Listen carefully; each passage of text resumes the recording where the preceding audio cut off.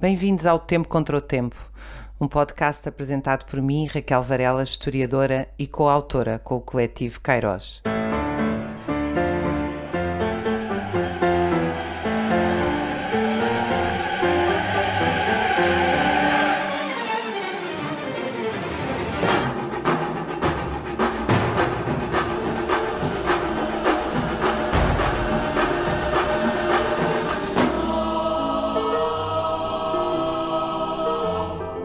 Aqui queremos debater a sociedade e o mundo com toda a calma, contraditório, profundidade e liberdade que a urgência da transformação e da imaginação de uma nova forma de viver exige.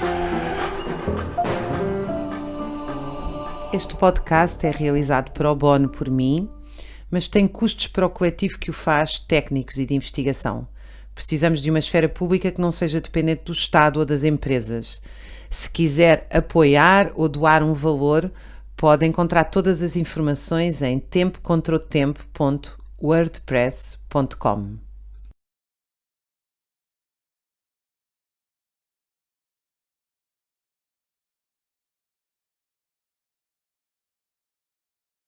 A história é feita pelo povo. Rúbrica da história dos de baixo, de Portugal, da Europa e do mundo. No ano de 1924, os operários corticeiros de Silves fizeram uma greve prolongada que começou a 1 de maio, precisamente, e foi até 10 de junho. Esta greve tem particularidades, embora na altura não fosse nada incomum no movimento anarcossindicalista e no movimento socialista, que ganha força depois da Revolução Russa a partir de 1917. Mas já antes, desde o final do século XIX, nós temos milhares de greves em que a solidariedade é uma marca central. Aliás, mais de 10% das greves, na segunda metade do século XIX, chegam a ser em solidariedade com outros setores. Portanto, um setor ainda tem greve em solidariedade com outro.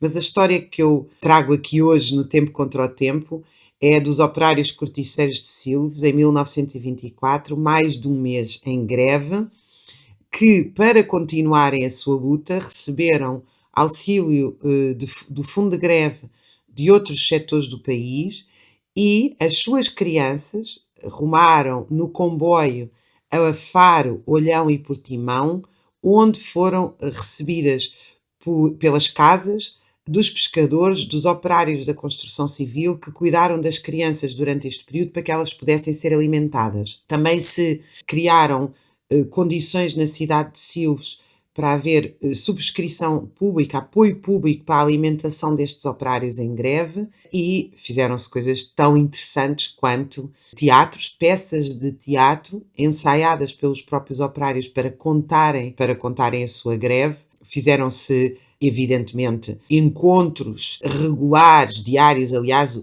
as próprias autoridades, quando se referiam a Silves e aos corticeiros, referiam o perigo daqueles encontros ao final do dia entre os operários. Que encontros eram esses? Era quando os operários, na porta, o perigo daquelas conversas à porta da casa dos operários, ou seja, quando os operários se encontravam para conversar. E essa é uma enorme lição desta greve, mas como eu referi, de muitas outras que eu trarei aqui ao longo do nosso Tempo Contra o Tempo. A solidariedade nas greves prolongadas e combativas, que são evidentemente aquelas que são eficazes, é absolutamente fundamental. No fim desta greve, um operário vai ser morto, o que vai explotar uma onda de solidariedade nacional contra a polícia, contra o governo, solidariedade com a viúva e, aliás, como já aqui referi noutros episódios, isto é 1924, a ditadura militar começa em 1926, ou seja, primeiro uma ditadura militar fortemente conservadora, logo a seguir um regime fascista / bonapartista que vai dominar o país, garantindo assim a acumulação de capital. Para saber mais sobre esta história tão bonita, trágica e bonita, de lutas da greve de Silves, o livro de António Guerreiro, professor de matemática, que que escreveu este belíssimo livro de história, 1924 Silves, as vozes da resistência. E, claro, os clássicos livros de um grande historiador do movimento operário, em particular do movimento anarco-sindicalista também, Carlos da Fonseca.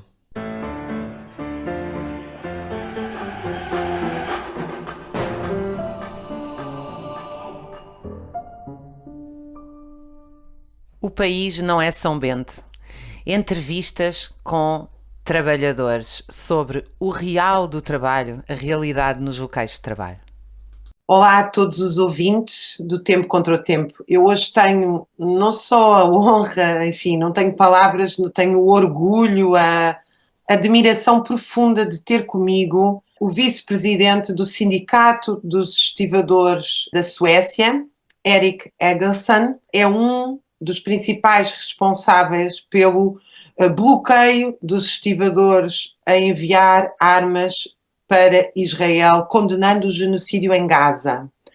Esta conversa vai ser em inglês, peço desculpa aos ouvintes, mas espero que pelo menos muitos de vós possam ouvi-lo e agradecer-lhe muito a presença dele aqui. O Erik foi despedido e está a ser fortemente perseguido por esta decisão dos estivadores suecos, mas há também uma campanha internacional extraordinária na sua defesa. Erik, thank you so much for being here. Erik, can you tell us what has happened concerning this situation of the dock workers in Sweden? Well, in terms of solidarity with Palestine, we started a process, I think, a year ago, where we wrote to the government, the Swedish government, asking them to clarify why there was still military trade with Israel as things developed and a lot of civilians died in Gaza. We got a response last summer, but it was very vague and it was very obvious that the government wasn't changing its policy. Sweden wasn't a big exporter of weapons to Israel, but we're buying a lot of equipment from the Israeli arms industry. And because of the lack of response from the government, we started a referendum at the end of November. We called a referendum amongst all the dock workers, about 1,000 dock workers across the country, to deal with the question if we should try to stop or block military trade with Israel for a very short period of time, because there's a time limit to what is allowed within Swedish law, but we wanted to do it as fast as and as efficient as we could. The referendum took some weeks, but the results came back and about 68% of the members voted yes for the union to take action. Once we did that, we expected a lot of backlash. We've done this before, not just in relation to Palestine, but also in relation to Russia's invasion of Ukraine and a lot of other issues, going back to apartheid and support for the opposition against the military rule in Chile. So we have a history of doing this, but we know from experience that criticizing Israel is you can expect a big backlash and a lot of threats and very strong reactions. So we were prepared for that, and we were also prepared for all the court cases. You know, the employers tried to sue us to stop the action. We actually went to court 2 times in order to defend the blockade. But there was something about the whole procedure this time that was different, because instead of just attacking the union and the legality of the action, they started mentioning me personally as the spokesperson for the action of the union. I didn't take too much notice of it, but it was strange. And as we were waiting for the results from the labor court about the legality of our industrial action, I was called up by my boss at 8 o'clock in the evening on a Sunday, saying I had to show up because I was working then. I was working my last shift. And they said I had to show up the next day for a special meeting, and they wouldn't say what it was about. But once I arrived there, they just stated that they claimed I had broken the Swedish Security Protection Act or something like that, and that I had been disloyal to the company or to the state. I don't really know, and that they were laying me off. So my employment was to be terminated after 20 years. And after that, we went back to the union, and we saw that the employer had sent out a press release to the press, to the National Broadcasting Agency for the radio, saying that they had laid off one of their employees with regards to national security.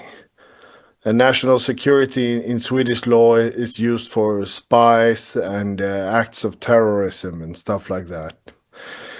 So that was kind of a very quite terrifying experience. I was really worried for a few days. Actually, the response, though, was very different from what I expected or what the company was hoping for. A lot of people were very skeptic to begin with. And a day after they gave me this notice about dismissal, the police and other authorities stated that there were no criminal acts committed and they wouldn't even start an investigation. But the employer is pressing on. I'm now formally laid off. I can't work in the port. I can't get into my home port. I can't get access to the big container port in Gothenburg either because they're claiming some kind of security issue. But there have been 5 negotiations now, I think, or 6. And they still haven't come up with any just cause for my dismissal. It's all based on stuff that I said to the media with regards to the blockade and to the suffering of people in Gaza. So what we're worried about is that they're not expecting this to hold up in court. They will probably lose in the labor court if they don't present something completely different or falsify evidence or something like that. But Swedish law allows an employer that loses a case in the labor court to buy out the person anyway. So even if the union wins and I get my job back, the company is still hoping for this clause in order to get rid of me anyway. They pay a big fine, but you know, the terminal operators that we negotiate with, these are multi-billion-dollar companies. Which companies are these terminal operators? My employer is DFDS, which is a Danish company. They co-own the port together with a Belgian company. And then I've also been blocked from doing union work at the APM terminal in Gothenburg. So far, those are the only companies that are actually stopping me from doing my union work. The other ports are allowing me in and I negotiate as normal. But yeah, you know, these companies are very, very big, part of multinational groups, and fines in the Swedish justice system is just not enough to deter them from just breaking the law and buying themselves out. What kind of strategy do you and do we, because all my solidarity to you, what kind of strategies shall we proceed in order to fight back this totally anti-democratic, Bonapartist approach to your civil, political and union rights? Well, in the Swedish context, we're of course challenging it in the courts. So That's a big proceeding coming up. It will be costly for the union, but it's a fight that we're kind of used to.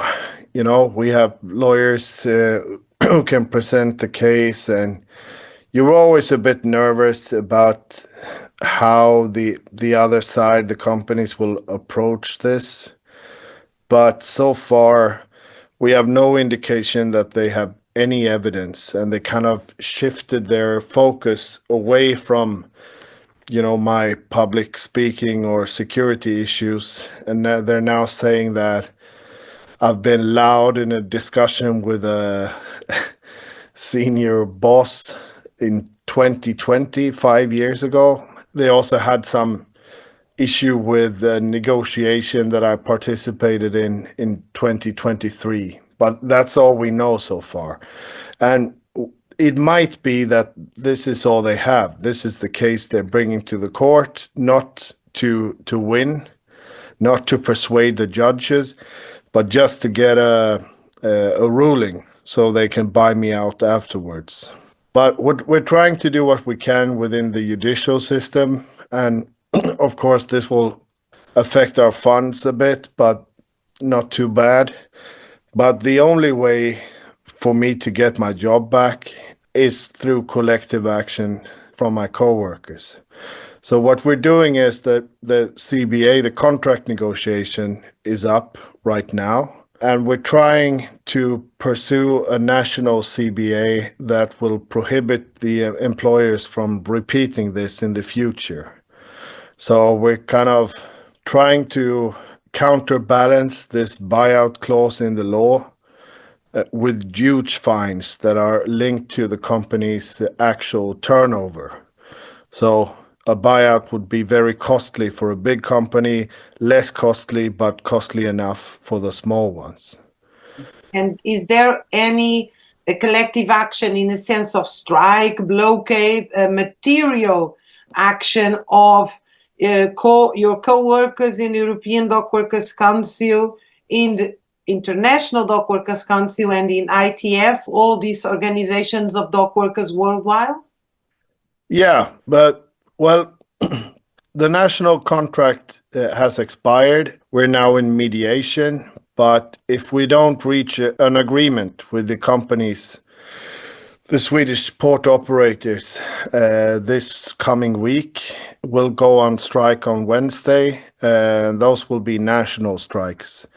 The first one involving all ports, and then very excessive strikes in 12 of the biggest ports in Sweden. For this, we've asked for solidarity action from basically everyone that we've known throughout the years. So we've asked our friends in Europe, primarily the Greek, the Danish, the French, the Spanish, and so on.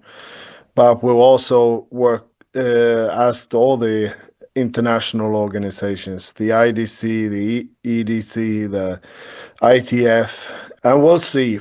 So far we've got positive responses, but I've been doing this for a lot of years, so you have to start yourself. You're the primary actor in your own disputes. So the first steps we have to take ourselves in order to win this contract. But if this carries on, we're hoping to get solidarity action from other dock worker unions. Erik, I have studied some international dock workers' struggle, as we saw, for example, as you mentioned, against the dictatorship in Chile, when you took action, the Swedish dock workers, against the apartheid in South Africa. We saw also the West Coast dock workers in US taking action, also against apartheid, against the Iraq War, against this liberalization of law that allows multinational to determine the state laws, like it was in Seattle. In all this, we saw so many collective actions. So dock workers are, in some points, extraordinary example. At the same time, we see that this just-in-time capitalism, how ports and other transports are these choke points, these points where capital can stop. The accumulation of capital is stopped in these central points. So they show how powerful is work worldwide, how essential is work worldwide, but also how powerful. At the same time, when we look backward to the 19th century, not just in Portugal, but also in Spain, in other countries, we saw, for example, anti-terrorist laws being done in late 19th century against anarcho-syndicalists and against workers organized. So it's not new that the states use this idea of terrorism, but in fact what they want to pursue is the workers that struggle. For me, as a professor who is also part of the international blockade of academics against Gaza, which we have been for many years, thousands of researchers and professors around the world, it's not a surprise. But the fact it's a surprise, the opposite. How can you live today in 21st century seeing what is going on in Gaza without doing anything? How is this possible? What do you feel about this, as not just as a part of the struggle, an organized struggle, but as a human being? For the people that are listening to us, what is going on today in Gaza, in the world, concerning Gaza? It's a difficult question for me to answer, and something I really feel like guilty for not talking about enough, because my situation is that I don't believe that my company or even the port employers of Sweden are primarily interested in supporting, Israel and their occupation and genocide of Palestinians. Their interests are merely economic. They want to hit the union, and this served as a good backdrop for them. They counted on the public to be very divided when it came to this issue, and that they could frame it as something connected to like big political questions and also security laws and stuff like that. That means that I usually avoid these days. I don't talk too much about the situation in Gaza because I don't think my personal case is linked that much to that struggle. But that's a big problem for me as well, because, we started this blockade in order to highlight how little was actually done to protect Palestinian civilians. And since we started that debate, things have gotten way, way worse. It's all escalating very, very fast. And now children are starving to death on live TV. And the reaction is just nothing. There's nothing coming. You can see small movements, but there's always countermeasures and all these other forces trying to shut them down. But for example, you see the LO, the Confederation in Norway, took a very clear stance on boycotting Israel. And that's the whole confederation of all workers' union in Norway. That took a while to build that kind of support and solidarity. But on the moral level, this is just fucking crazy. These pictures that are coming out of Gaza right now, those are the same pictures you could see when I was a small kid, and they were raising funds to end the famine in parts of Africa. But this time it's all man-made. It's the resources are there. There is water, there is food, but the Israelis are keeping it out. And they're saying quite clearly that the aim of this is to eradicate. Sometimes they say it's to eradicate a specific political group, but some of the ministers within the Israeli government is very frank about the aims of this, and it's ethnic cleansing. They want to reoccupy. Trump was clear. They want to make money with a kind of a tourism area in Gaza. I think that part isn't too convincing to me. Like, I think it's very clear that this kind of fascist and very racist policies are self-generating. If you get away with killing children on a daily basis, the escalation within that kind of context and those voters is that they're demanding more. They have to escalate in order to stay in power within the Israeli current political situation. And the thing is that historically, these things happen, but the outside world, the superpowers and international actors kind of sets the limits. Normally, there are some limits to this kind of shit, that this is enough, now you back off, now you cool down. But there are no limits at this point. The international actors are not stepping up. There are no indications that they're actually putting any force behind anything in order to stop this genocide. They're just letting it go on. And that means that the only hope at this point is that civilian or movements within those countries have to force the governments to change their positions. And this is a very slow job. It's a very tough thing to do.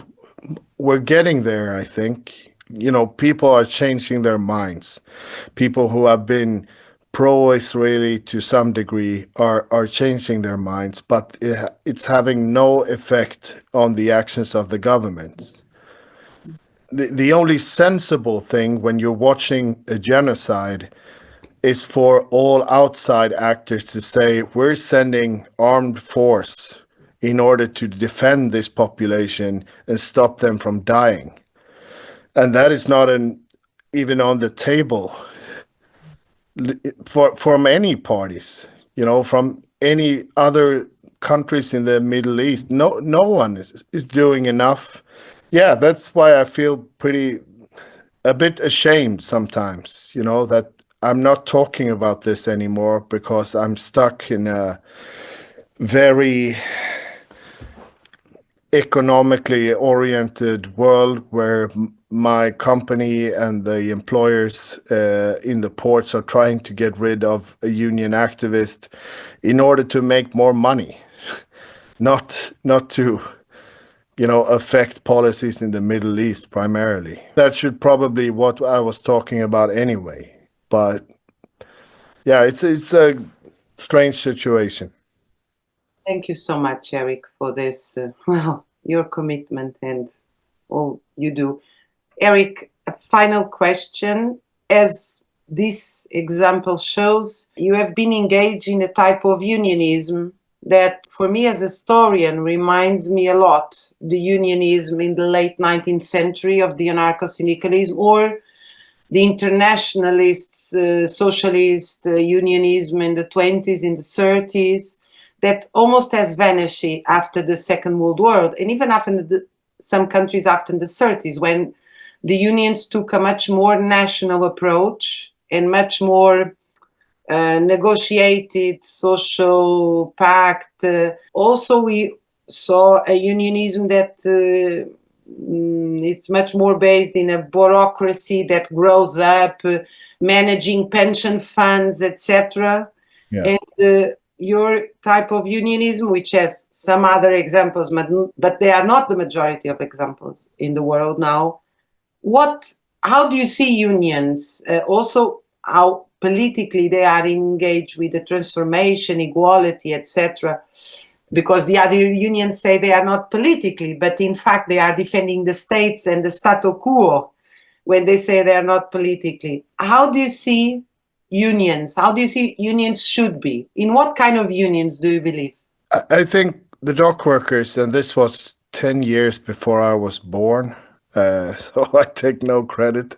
The dock workers, they were very skeptical of all these transformations, when they centralized decision making and also employing union officers within the union structure, trying to make it more top down, easier to control, and so on. These developments were the same in all the Scandinavian countries at that time, but Sweden went the furthest. So I think right now we're the only trade union in the whole of Sweden that actually still have membership votes on contracts or industrial action and so on.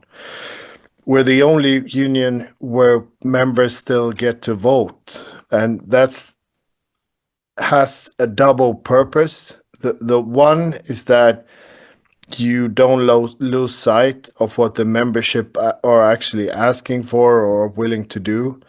And the other thing is that if you're actually allowed to run the union as a member, you can be trusted to fight for it as well. People take much more responsibility that way. When you say you are the only union that have a vote in what sense? A referendum amongst the members. So if we negotiate a contract for 1,000 dock workers to work under, those 1,000 dock workers get to vote if this is acceptable or not.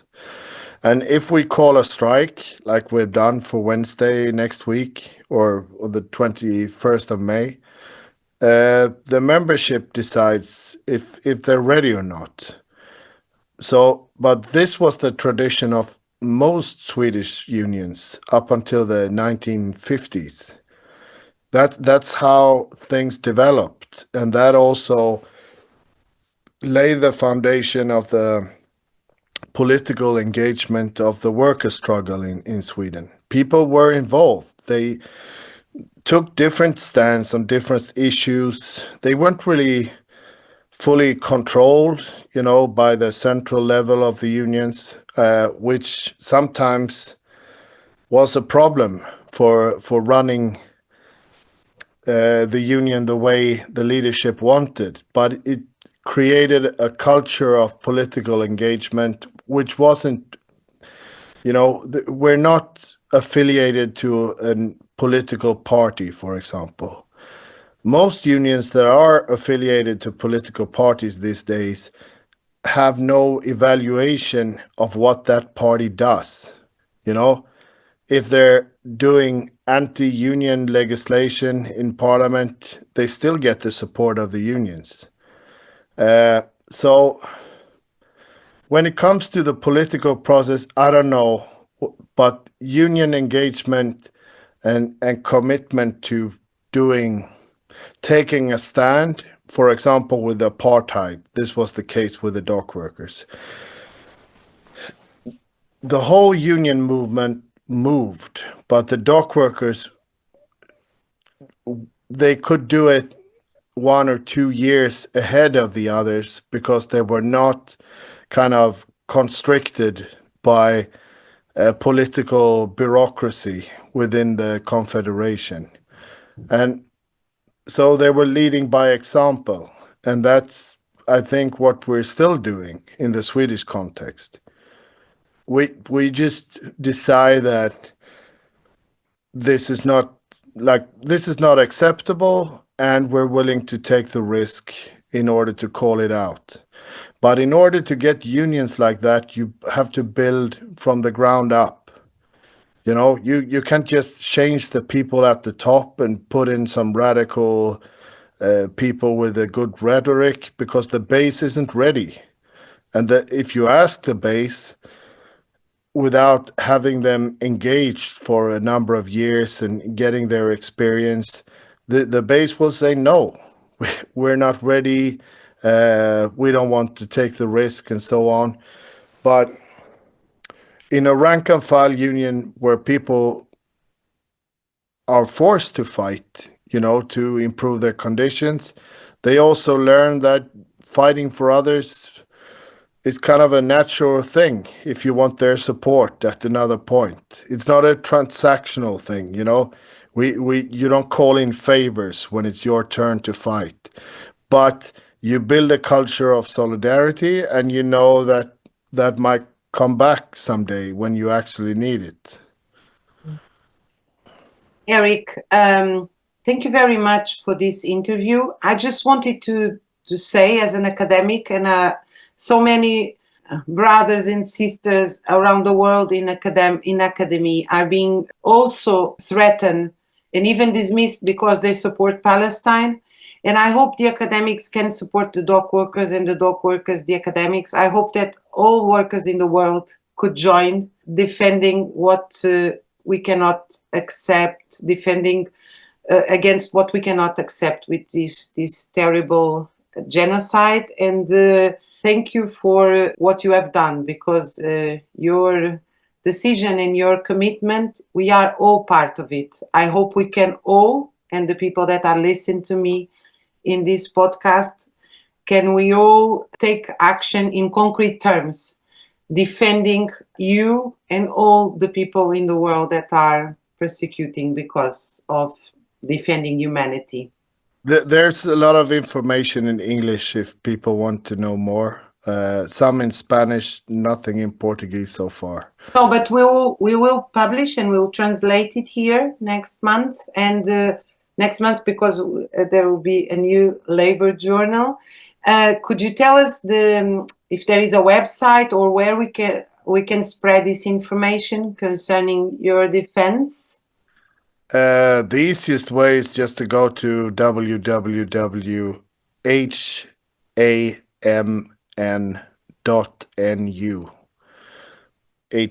HAMN, that means port in Swedish. Okay. So that's where you find the union's website, and there's information in English available. And we'll try to keep it international. It's harder when you're on strike because you're so pressed for time, so sometimes you don't get the message out, but we'll try to keep everyone informed. Thank you very much, Erik. Thank you. For Palestine and for all the workers that can unite it for labor rights and for Palestine. Thank you very much. Thank you. Obrigada a todos os ouvintes e até para a semana. Voltaremos sempre aqui, todas as semanas, à quinta-feira, ao Tempo contra o Tempo. Muito obrigada, Erik.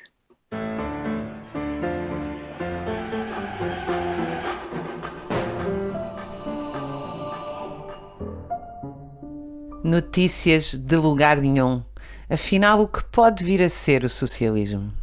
Trago-vos neste Notícias de Lugar Nenhum um sítio muito especial que eu conheço em Budapeste e que há outros semelhantes em Portugal, embora muito poucos, porque o movimento associativo está em crise, e que se chama Fono, e que eu acredito que numa sociedade socialista haverá um em cada bairro. O Fono é uma associação onde se pode conversar, comer, beber, dançar, mas sobretudo onde se pode aprender a dançar e dançar, aprender a cantar e tocar música, nomeadamente os instrumentos tradicionais e as danças tradicionais das aldeias da Hungria. É um projeto muito ligado aos instrumentos musicais húngaros, mas que se foi cada vez mais ampliando. A quem me ouça de Budapeste ou quem possa ir a Budapeste, que aliás é uma cidade maravilhosa, é uma das cidades mais bonitas, com mais...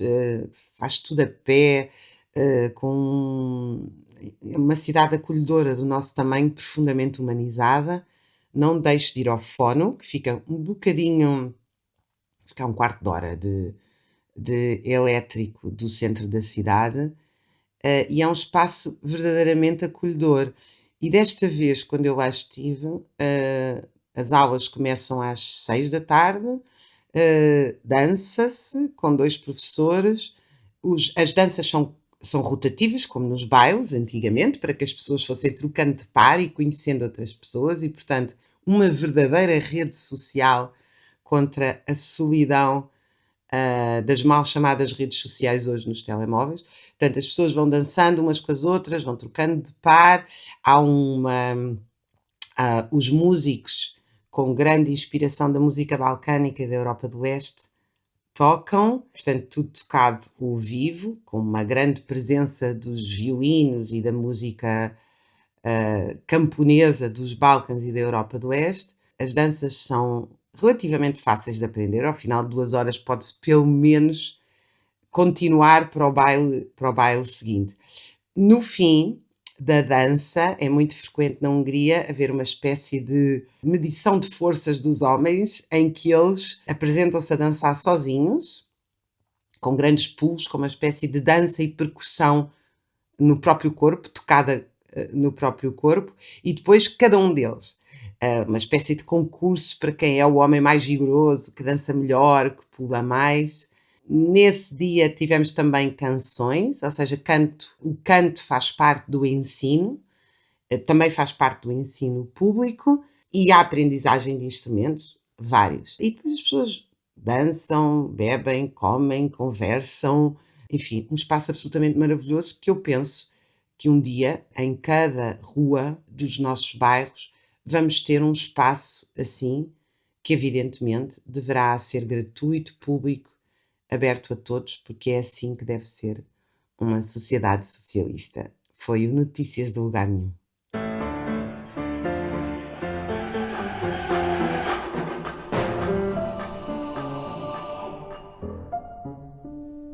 Grande Pausa, com o músico e maestro Pedro Carneiro.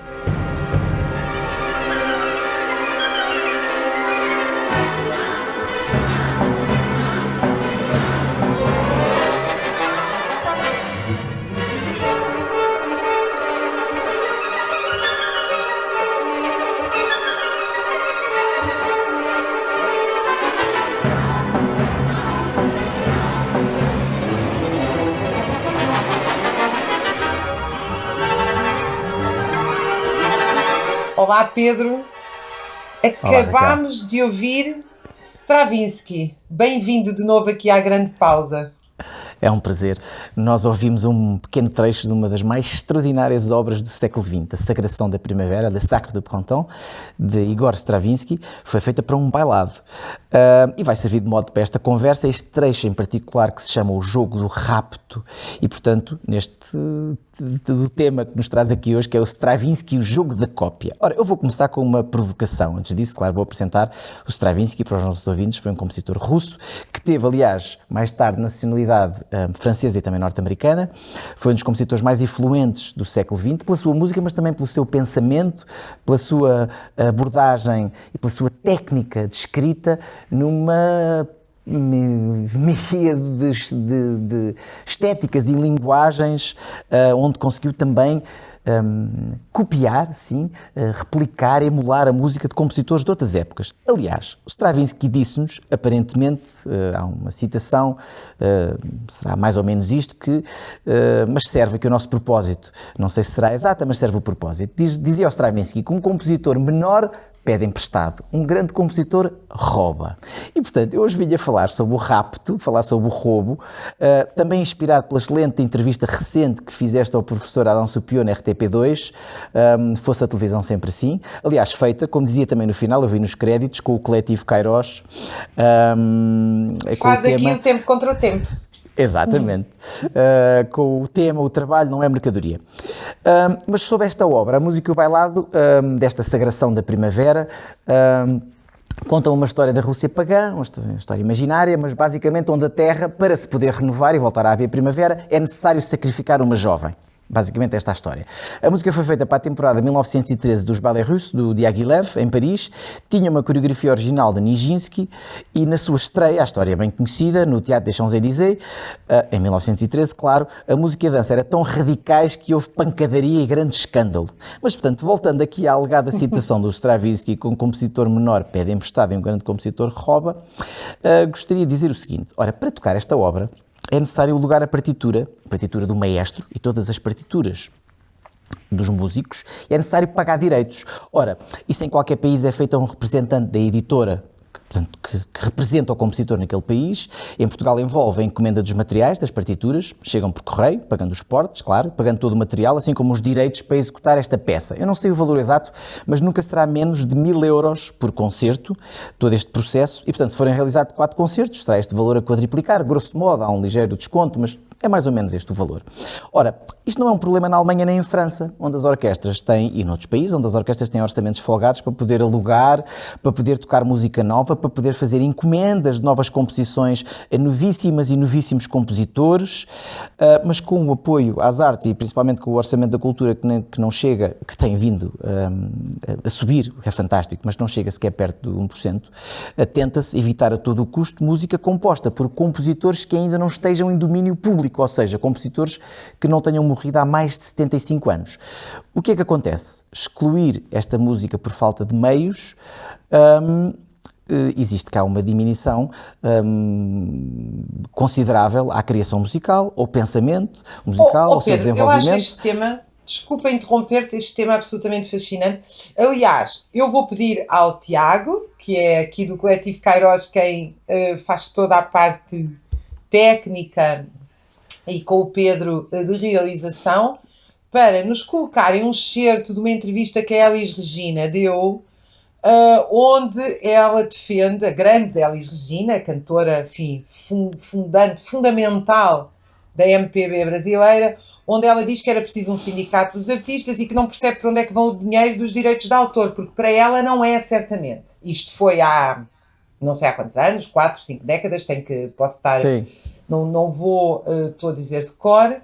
E hoje em dia nós assistimos ao ChatGPT, às grandes companhias, às big techs, a roubarem milhões de dados, de músicas, de desenhos, de textos, de artigos científicos e deglutirem-nos depois de fazerem mudanças infinitas com a linguagem, porque a língua claro. Permite isso.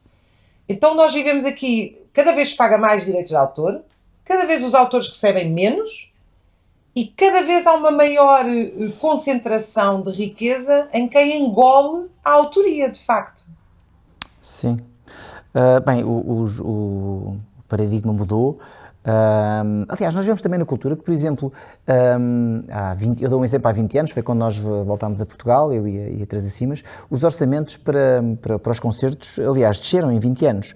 E, portanto, eu dou um exemplo, por exemplo, se uma Câmara Municipal tem um orçamento, vamos dizer, de 5.000 euros para um concerto com uma pequena orquestra de 20 músicos, não é preciso fazer grandes contas para perceber, não é? Que se nós alugarmos uma obra musical que não esteja em domínio público, com o custo de 1.000 euros, ou vai impossibilitar de remunerar os músicos melhor, ou vai obrigar a remunerar menos músicos. E, portanto, aquilo que eu me referia, esta questão de direitos de autor, muitas vezes, o que tem acontecido é que tem uma influência direta no desenvolvimento do futuro da própria música e da própria cultura portuguesa. Há ainda uma questão muito interessante e recente com a criação da AdEdit, que é a Associação de Editores de Partituras e Compositores, que propôs taxar a fotocópia de partituras, que é outro assunto, mas é importante e eu gostaria daqui de falar. Portanto, no início até propuseram fazer o pagamento de um selo de 1 euro por cada página fotocopiada, o que gerou, obviamente, grande confusão no setor, aqui um tratamento bélico entre a própria associação e músicos, etc. E, portanto, esta associação foi formalmente constituída em 2023 para atuar como entidade de gestão coletiva de direitos de autor em Portugal, estando devidamente registada e autorizada para atuar nessa qualidade em Portugal, eu estou a ler do site, pela Inspeção-Geral de Atividades Culturais, nos termos previstos da Lei nº 26 de 2015, 14 de Abril, e na Diretiva 2014-26 UE do Parlamento e do Conselho de 26 de Fevereiro de 2014. Peço imensa desculpa pelo lado parecia que estavas a ler a bula de um medicamento numa... Pois, sim, mas isto é importante. E diz aqui que a sua missão é assegurar uma eficaz proteção dos direitos de compositores e das editoras das suas obras, especialmente no que diz respeito à reprodução não autorizada das partituras. Ora, isto tem sido muitíssimo complicado, porque nós vemos por um lado, ou seja, os compositores e as editoras não querem ver o seu material fotocopiado e ver negada a sua subsistência. É perfeitamente legítimo. Mas os músicos, as orquestras, e atenção, também as bandas filarmónicas, e há 700 em Portugal que fazem um trabalho extraordinário, mas isto não é um problema exclusivo das bandas filarmónicas, que também se acabaram por, não vou dizer apoderar, porque não foi de propósito, mas surgiu maioritariamente nos mídia, mas é uma questão direta à própria subsistência dos músicos profissionais. Claro que também afeta as bandas filarmónicas, que são amadoras, mas eu queria falar da subsistência dos músicos profissionais para já, que deste modo não têm qualquer possibilidade de ver a sua atividade legitimada ou possível pelo pagamento desta taxa. E, portanto, eu lembrei-me desta entrevista do professor Alain Soupiot e gostava de o citar, e que diz a certa altura o seguinte: o que é muito aí vão as aspas, o que é muito interessante aqui é que a justiça não é dada como a priori, já fixado para se aplicar, mas como um horizonte. Estamos numa busca, uma progressão sem fim para uma maior justiça. E isso é muito interessante, porque é a definição que já estava presente no Digesto, que é uma recompilação do século V do direito romano, que diz que a justiça é o esforço constante e perpétuo de dar a cada um o que lhe é devido. E eu gostava de fazer uma sugestão, tanto a esta associação de editores, como a todo o setor. Portanto, em vez de termos um aproveitamento de uma lei injusta e de uma retaliação bélica do setor, eu proponho que ambas as partes se juntem para exigir uma lei melhor, como disse o professor Soupiot, e que promova o esforço constante e perpétuo de dar a cada um o que lhe é devido. Portanto, Pedro, deixa-me interromper-te um minuto nessa tua proposta, para pedir então, por favor, ao Tiago e ao Pedro para colocarem a Elis Regina. Vamos ouvi-la. Ok. A proposta da Elis Regina vai no sentido de organizem-se, lutem pelos vossos direitos. Ora, aí estamos, é exatamente isso. É exatamente isso. E, portanto, por um lado, veja-se, esta questão dos 75 anos, dos direitos de autor, tem repercussões diretas na criação musical, no pensamento, porque não é possível programar música de forma justa sem remunerar autores e etc., porque os orçamentos são tão limitados e, portanto, nós queremos, obviamente, remunerar os colegas para que possam, já que não podemos, e a esmagadora maioria das associações não podem dar emprego a músicos, que pelo menos os consigam remunerar pontualmente pelas suas atividades, justamente. E já falámos aqui também sobre as orquestras profissionais e da Roménia e de outros países, noutro episódio, mas não entrando por esse campo. E, portanto, deste caso também, em que a Associação de Editores de Partituras e Compositores não querem ver as suas obras fotocopiadas, o que é legítimo, então, e os músicos não têm capacidade para poder, na situação atual, não o fazer, porque se veja-se um selo de €1 por página, se tocarmos uma ópera com 600 páginas, são 600 euros, apenas para o maestro, mais todas, portanto, depois todo o outro material que é necessário. Muitas vezes o que acontece também é que as partituras são tão caras que os próprios músicos gostam de trabalhar a partir de uma fotocópia de trabalho. Há países onde é possível ter uma fotocópia de trabalho desde que se tenha o original. E, portanto, eu sugeria, para todo o setor, que se conseguisse trabalhar, fazendo um esforço constante e perpétuo, dar a cada um o que lhe é devido, uma lei em que pudesse justamente não ver o seu material fotocopiado e negado à subsistência aos editores e que os músicos pudessem também ter meios para poder promover a música de compositoras e compositores que não tenham morrido há mais de 75 anos e cuja música Pedro, não esteja no mas onde é que vai parar tanto dinheiro? Eu queria te fazer duas perguntas. Uma é um cafezinho onde uns familiares meus têm uma pequena casa que tem 200, 300 pessoas na aldeia. O único café está em risco de fechar porque ela diz que não consegue pagar a taxa da música, a taxa da televisão. Nós estamos a falar de um café que tem 3, 4 pessoas no máximo. 3, 4 pessoas, clientes. Não estou a falar. Quer dizer, aquilo até é uma espécie de venda e café. Estamos a falar, evidentemente, das bandas filarmónicas, mas se calhar, se nós formos a um centro comercial que tem milhões de euros de lucro, vai pagar exatamente a mesma taxa para passar música que se pede à banda filarmónica ou que se pede ao café. Mas não há aqui uma injustiça profunda que esmaga os pequenos? Então, mas a nossa associação, ou a associação de qualquer associação musical sem fins lucrativos, de músicos profissionais que se dedicam à atividade de tocar concertos, fazer gravações, o que for, e remunerar aos colegas no setor, paga a mesma TSU e todas as taxas que paga a SONAI. E, portanto, quando a Elis Regina disse, e que aliás com grande frustração que não conseguiu, mas disse organizem-se, passará por aí. Ou seja, é necessário também a quem está a legislar para que tenha o profundo conhecimento das necessidades dos setores e também nesta luta, como disse o professor Supiu, nessa entrevista extraordinária, onde se promove esse esforço constante e perpétuo de dar a cada um o que lhe é devido e que já no século V já estava tão bem descrito. E, portanto, talvez um dia cheguemos a uma sociedade onde não haja, não sei, onde toda a gente tenha a sua subsistência assegurada. Sim, mas vê, mesmo do ponto de vista sem haver, é claro que, como em todos os setores, há gente à esquerda, à direita ou ao centro, mas promovendo o diálogo já se consegue chegar a qualquer lado. A qualquer lado, e, portanto, a um lado menos mau. Sim, e daí esta questão, e como disse o Stravinsky, e que ele pôde roubar, mas de facto não sei como é que fez com os direitos neste jogo do rap do Stravinsky, aliás a música é sua obviamente, mas o próprio também utilizou música de outros compositores da qual se apropriou para transformar e se inspirar.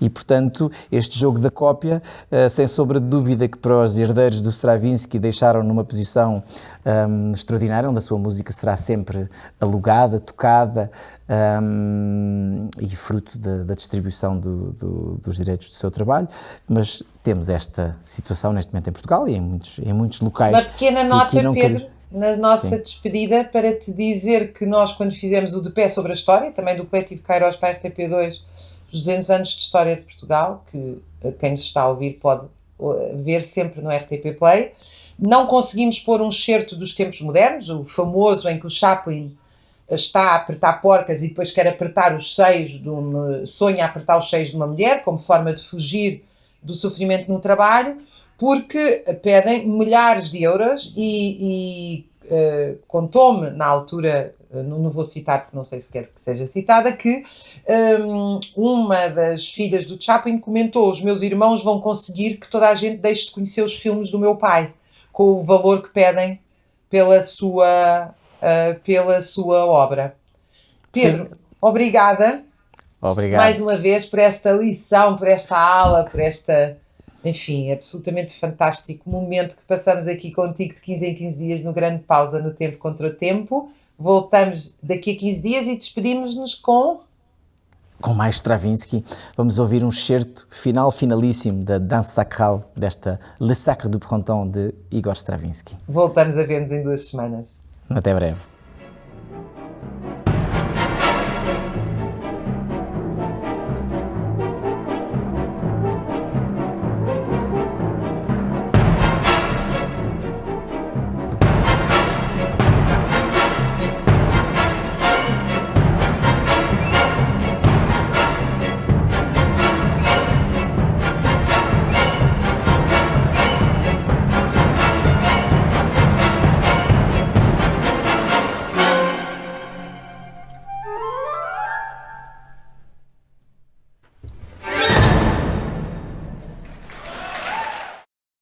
E assim nos despedimos, até para a semana no Tempo Contra o Tempo. Se nos quiser apoiar em patreon.com/o Tempo Contra o Tempo. Pode nos ouvir no YouTube de Raquel Varela, a minha página do YouTube, no TempoContraoTempo wordpress.com e no Spotify. O seu apoio é muito importante para continuarmos este projeto. Até para a semana, sempre à quinta-feira.